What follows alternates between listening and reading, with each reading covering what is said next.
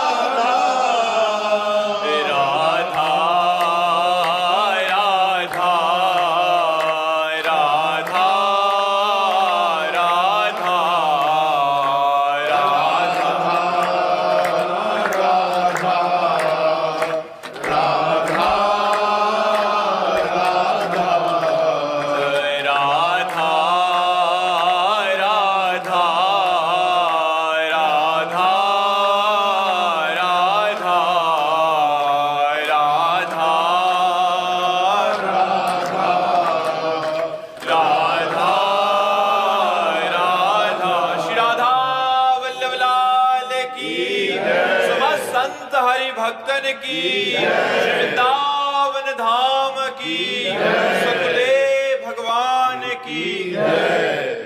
राधे राधे। गुरुजी मैं हर रोज किसी कारण या गुस्से में अपने पति को बहुत उल्टा सीधा बोल देती हूँ। बोलने के उपरांत बहुत कष्ट भी होता है, लेकिन फिर अगले दिन जब पति से बात करती हूँ तो पति कहता है शायद मेरे पूर्व जन्म के कोई प्रारब्ध हो। बहुत अच्छा पति यार। बहुत अच्छा विवेकवान पति है भाई, धन्य है आपके पति को। लेकिन हमें लगता है कि आपको थोड़ा कंट्रोल करना चाहिए। आपको मधुर वचन, प्रिय वाक्य, अगर गुस्सा आ रहा है तो मौन होकर हट जाना चाहिए। मुझे पाप तो नहीं लगेगा पति को ऐसा बोलते हैं तो? देखो, यहाँ हम पाप की बात तो नहीं कहते, लेकिन प्यार में ऐसा नहीं होना चाहिए। पति को वैसे भी भगवत स्वरूप माना गया, वैसे चराचर जीव भगवत स्वरूप है, पर हमारे भारत की एक मर्यादा रही है कि अपने पति का नाम तक नहीं लिया जाता था। जैसे हमने देखा है पूर्व में, अपने पति का नाम छोटू के पापा कह के भले सब उधर कर दे, लेकिन नाम नहीं लेती थी। माताएं बहनें इतना सम्मान करती थी, पति आ गए तो उठ के खड़े हो जाती थी, मर्यादा। अब आजकल तो समय ही बदल गया है, तो हमें लगता है समय चाहे जितना बदल जाए धर्म नहीं बदलता, धर्म तो वैसे ही रहता है। आप लोग धर्म का परिचय जानने वाली हैं, सत्संग करने वाली हैं, तो आपको प्रिय वाक्य बोलने चाहिए। वाक्य में दरिद्रता क्या, हम जितना सजा के प्रिय वाक्य बोलेंगे उतने हमारा प्यार बढ़ेगा। अच्छा, माना थोड़ी प्रतिकूलता मिल रही तो हम उसको सह गए, कटु वचनों से ना बोलें, हम ऐसे वचन ना बोले जिससे उनको दुख हो। देखो, कहीं ना कहीं ये दुख भरी बात है कि मेरा पूर्व का प्रारब्ध ही तो है। ये दुख भरी बात है नहीं, उनके अंतर की बात को समझो कि क्या करूं, मेरा प्रारब्ध ही तो है, मुझे सहना पड़ेगा। तो मुझे लगता है सुधार कर लिया जाए। प्यार में बड़ी ताकत है। हम एक कुत्ते को 10 दिन अगर दुलार करें तो 11वें दिन पूंछ डुलाने लगेगा। एक कुत्ता, एक पशु प्यार की भाषा को समझता है, फिर मनुष्य क्या प्यार की भाषा को नहीं समझता। हाँ, हमें लगता है कि हमारे प्यार में कमी है, हमें अपने प्यार को बढ़ाना चाहिए। साहिल जी हरियाणा से। राधा वल्लभ श्री। महाराज जी आपके चरणों में कोटि कोटि प्रणाम। महाराज जी किसी भी व्यक्ति या वस्तु पर आश्रित होना बहुत सरल सा लगता है और प्रभु पर आश्रित होना इतना कठिन क्यों है महाराज?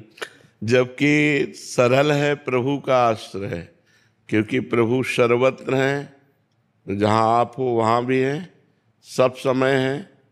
तो जिस समय आपको जरूरत है उस समय भी हैं, सबके हैं तो आपके भी हैं, और प्रभु के हम अंश हैं। उनका आश्रय लेना सहज है। व्यक्ति हर समय हमारे पास थोड़ी है, वस्तु नाशवान है, व्यक्ति खुद असुरक्षित है। हम जिसका आश्रय लेते हैं वही हमें मार सकता है। तो हम वस्तु व्यक्ति का आश्रय सहज इसलिए लगता है कि सामने दिखाई देता है और परमात्मा दिखाई नहीं देता। बस अंतर ये है, अगर वस्तु व्यक्ति का आश्रय लेने से किसी का मंगल हुआ होता आज तक तो मंगल हो जाता। आज तक किसी का मंगल नहीं हुआ। जब तक वो मंगल भवन अमंगलहारी भगवान का आश्रय नहीं लेगा तब तक वो निर्भय नहीं हो सकता, तब तक वो निश्चिंत नहीं हो सकता, तब तक निशोक नहीं हो सकता। हमें सरलता लगती है वस्तु व्यक्ति स्थान का आश्रय लेने में, लेकिन सरलता है भगवान के आश्रय में। हे भगवान मैं आपकी शरण। वो हमारी बात सुन रहे हैं, वो हमारे हृदय में ही बैठे हैं। पर अज्ञान के कारण हम व्यक्ति का भरोसा तो कर सकते हैं पर भगवान का भरोसा नहीं कर सकते। कोई विपत्ति आवे तो हमें व्यक्ति याद आएगा, भगवान याद नहीं आएंगे। जब कोई व्यक्ति साथ नहीं देगा तब भगवान याद आएंगे। आदमी अपना प्रयास करके जब हार जाता है तब वो कहता है भगवान की शरण। अगर पहले से ही भगवान की शरण में हो जाए तो उसे हारना ही ना पड़े, क्योंकि भगवान सर्व सामर्थ्यशाली है।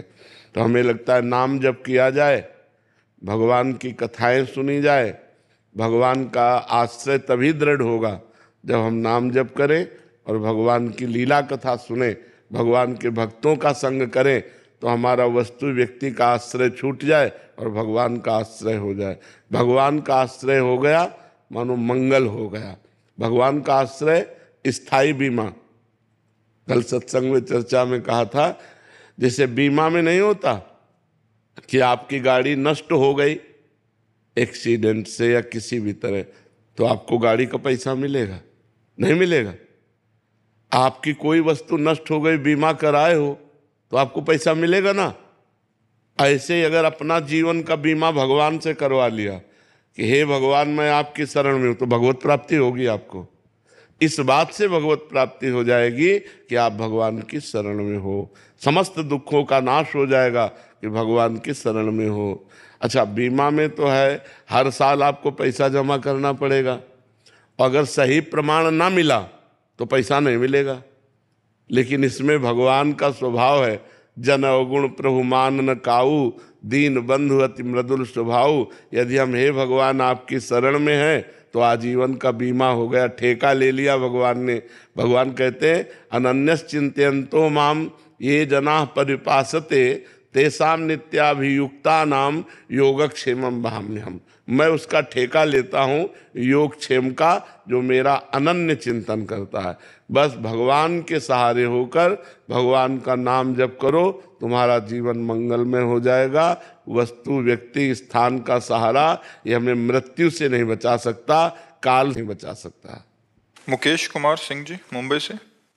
महाराज जी मैं ईश्वर की इच्छा के सामने पूर्ण समर्पण कर फल की कामना से मुक्त हो जाना चाहता हूँ। बार बार कहता हूँ कि हे ईश्वर जो तुम्हारी मर्जी, लेकिन परिणाम यदि विपरीत आता है तो मन उदास सा हो जाता है। सोचने लगता हूँ कि काश ऐसा हो जाता या ऐसा हो जाता। क्या महाराज जी पूर्ण समर्पण में कमी है या क्या? कमी है, अभी पूर्ण समर्पण में कमी है। तनुवांग मनोभिरमलय सुहम त्वयिवाश्रिता। शरीर मन वाणी और अहंकार से जब भगवान की शरण में हो जाया जाता है तो उनका हर विधान मंगलमय लगने लगता है। प्रतिकूल से प्रतिकूल परिस्थिति में भी आनंद का अनुभव होता है, हार में भी जीत का अनुभव होता है, दुख में भी सुख का अनुभव होता है। भगवान आनंद समुद्र हैं। जब उनके विधान में हमारा मन राजी हो गया तब शरणागति पूर्ण मानी जाएगी। जोई प्यारो करे सोई मोहि भावे। जो मेरे प्यारे करते हैं वही मुझे अच्छा लगता है। इसके लिए भजन करो, खूब नाम जप करो। जब अंतःकरण पवित्र होगा तो भगवान की शरणागति पूर्ण होगी। मलिन अंतःकरण भगवान की शरण नहीं लेता, मलिन अंतःकरण वस्तु व्यक्ति का आश्रय लेता है, परिस्थिति का आश्रय लेता है, वो संशय कर बैठेगा। और अगर पूर्ण समर्पण है तो आगे बड़ी कृपा है, बड़ी कृपा है भगवान की। अगर भगवान मंगल भवन सर्वज्ञ हैं तो उन्होंने जो विधान किया वो मेरे लिए मंगल, इस अभी दिखाई दे रहा है मंगल, दिखाई दे रहा है प्रतिकूलता, लेकिन इसका परिणाम जरूर मंगलमय होगा, क्योंकि भगवान मंगल भवन है, भगवान सुख सिंधु हैं, भगवान आनंद समुद्र हैं। वो अपने बच्चे को, अपने शरणागत को दुख कैसे दे सकते हैं? ये दुख दिखाई दे रहा है लेकिन होगा इसका मंगल परिणाम। जैसे जहरीला फोड़ा हो जाए तो माँ पैसा दे करके डॉक्टर को और अपने आप से हाथ पकड़कर वो ऑपरेशन करवाती है कि इसका अगर ये जहरीला फोड़ा निकल गया तो ये सुखी हो जाएगा। ऐसे कोई पाप कर्म हमारा जो हमको दुख देने वाला है, भगवान प्रतिकूल परिस्थिति देकर उसको नष्ट कर देते। हम अज्ञानी होने के कारण जान नहीं पाते तो हम भगवान पर आरोप करने लगते हैं, कृपा नहीं है। अगर कृपा होती तो हमारा काम हमारे अनुसार बन जाता, ये गलत बात है। अब हमारा अनुसार ही नहीं रहा, हम तो शरणागत हैं। अब तो जोई जोई प्यारो करे सोई मुझ भावे। जी धीरज जी कोलकाता से। श्री हरिवंश। राधे राधे महाराज जी, आपके चरणों में कोटि कोटि प्रणाम। महाराज जी, श्री जी की अनन्यता और गुरु में होने के लिए क्या करना पड़ता है? नाम जप।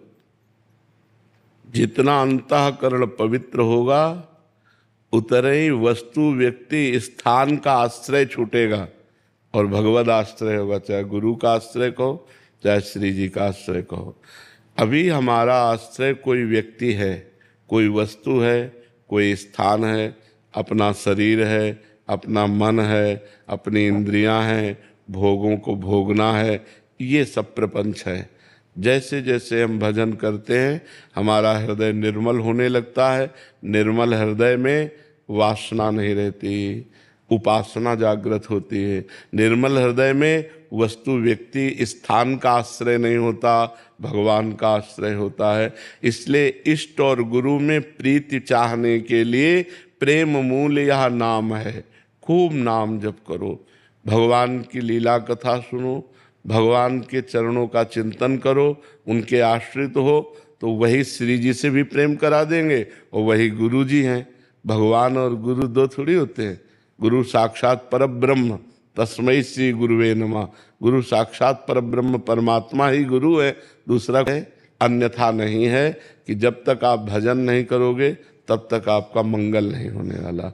इसलिए खूब भजन करो, उसी से सब से जब भगवान अधीन हो जाते हैं तो और क्या नहीं हो सकता है। भक्ताधीन मनः पूज्य, भगवान का एक नाम है भक्त के अधीन हो जाना। तो कैसे भक्त के अधीन हुए? जो निरंतर भगवान का भजन करता रहता है भगवान उसके अधीन हो जाते हैं। प्रेमाधीन भगवान का नाम। तो खूब भजन करो, भजन के सिवा हमारे पास कोई उत्तर नहीं। बिना जीवन में तो अधूरा जीवन है, और कुछ नहीं कर रहे नाम जप कर रहे पूरा जीवन है। पूर्ण आनंद आ जाएगा, एक दिन देख लेना सारे दुख मिट जाएंगे। तो भजन सर्वोपरि बात है। आज भजन की कमी, उपदेश तो बहुत हो रहे हैं, उपदेश तो बहुत दे रहे हैं, उपदेश बहुत सुन रहे हैं, पर हृदय में आकांक्षा रुपया की है, मान सम्मान की है, भोगों की है, भगवान की थोड़ी है। और नाम जप करने लगो तो इन्हीं से वैराग्य हो जाएगा, भगवान की आकांक्षा जागृत हो जाएगी, बिना भजन के नहीं। भजन सर्वोपरि है। महामृत्युंजय मंत्र से क्या मोक्ष की प्राप्ति हो सकती है? जरूर, भगवान शिव मोक्ष दाता है, वो प्रसन्न हो जाए तो जरूर प्राप्ति हो सकती है। पर निरंतर जपा जाए अपवित्र समय को छोड़ करके, तब प्रातः काल में 1 घंटा प्रतिदिन में। हम इस बात पर दस्तखत नहीं कर सकते कि 1 घंटा जपने से मोक्ष की प्राप्ति हो जाएगी। 1 घंटा के बाद आप निकले और आपका चिंतन गलत हुआ और आप मर गए तो आप नरक जाएंगे। भरत जी अपना पूरा राज्य छोड़कर, रानी पुत्रों को छोड़कर गंडकी नदी के किनारे भजन कर रहे थे भगवान की प्राप्ति के लिए, और हिरण के बच्चे में मन अटक गया तो अगला जन्म उनका हिरण का हुआ कि नहीं हुआ? तो मोक्ष कहाँ से प्राप्त हो जाएगा? जब तक निरंतर चिंतन भगवान का नहीं होगा तब तक मोक्ष की प्राप्ति नहीं होगी। जब हर समय भगवान का चिंतन बना रहे, पता नहीं हमारी कब मृत्यु हो जाएगी, हमारा कोई राइट टाइम तो हमें पता है नहीं, वो तो भगवान को तो पता है, हमें तो पता नहीं। तो हम अगर किसी व्यक्ति का चिंतन कर रहे हैं, वस्तु का चिंतन कर रहे हैं, हमारी मौत हो गई तो हम वो व्यक्ति वस्तु बनेंगे, ना कि मोक्ष की प्राप्ति होगी। तो हमें हर समय भजन करना पड़ेगा। इंस्पेक्टर नरेंद्र पाल सिंह जी। राधे राधे। महाराज जी, मुझसे सेवा के दौरान मन वचन कर्म से जो अपराध हुए हैं, क्या मेरे द्वारा भागवत कथा मूल पाठ अगर करवाया जाए तो उससे उद्धार हो सकता है? हाँ, अब जैसे बहुत से ऐसे पाप होते हैं जो जलाते रहते हैं। नौकरी की है, भगवान तो मन वचन वाणी से मुझसे अपराध हुए हैं। तो मैं चाहता हूं कि अगर गुरुदेव की आज्ञा हो तो आपने ही बताया था एक वीडियो में कि संस्कृत का मूल पाठ कराने से और उनका सभी को उसका फल देने से। बिल्कुल बिल्कुल, भगवान फल तो बहुत में बढ़ जाएगा। भागवत ब्रह्म स्वरूप है, भागवत कृष्ण स्वरूप है। तो हमसे प्रणासनम, ये आखिरी श्लोक भागवत का है, नाम संकीर्तनम यस्य सर्व पाप प्रणाशनम, प्रणामो दुख शमनम तम नमामि हरिम परम। जिनको एक बार प्रणाम करने से, जिनका नाम संकीर्तन करने से सारे पाप नष्ट हो जाते हैं, तो भगवान का करो तो तुम्हारा अपने आप मंगल हो जाएगा। नरोत्तम जी, ग्रेटर नोएडा से। राधे राधे महाराज जी।